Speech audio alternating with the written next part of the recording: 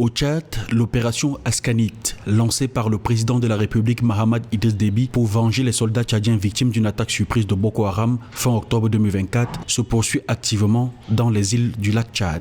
Selon un premier bilan de l'état-major général des armées, 96 terroristes ont été tués et 11 blessés. On déplore également la perte de 15 personnes et 32 blessés du côté de l'armée. Un bilan qui suscite un soutien national et un élan de solidarité en faveur des forces de défense et de sécurité engagées sur le front. Nous, que Tchadiens, unanimement, nous sommes derrière notre chef suprême de l'armée.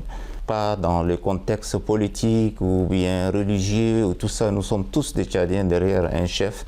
Et je pense que d'ici peu, nous allons tout neutraliser ces terroristes pour que cet endroit soit quand même un endroit où on peut circuler librement. Après les affrontements meurtriers qui opposent l'armée aux éléments du groupe terroriste, un élan de solidarité de la population s'est manifesté en faveur des soldats blessés.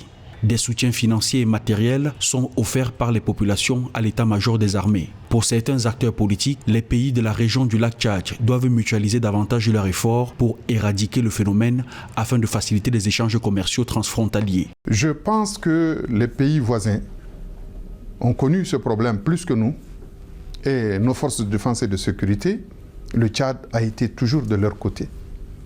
Et je pense qu'on ne doit pas minimiser ce qui se passe chez nous en pensant que nous sommes à la hauteur. Nous avons besoin de soutien, surtout des frères. Les pays voisins sont des frères, en entendant le soutien des amis qui sont encore plus loin. Pour rappel, l'opération Askanit a été lancée en représailles à une attaque de Boko Haram contre une base de l'armée tchadienne dans la région du lac Tchad qui avait causé la mort d'une quarantaine de militaires tchadiens. L'armée a annoncé aussi la réorganisation de son dispositif dans la région pour mieux sécuriser les frontières dans un contexte de montée des eaux du lac Tchad.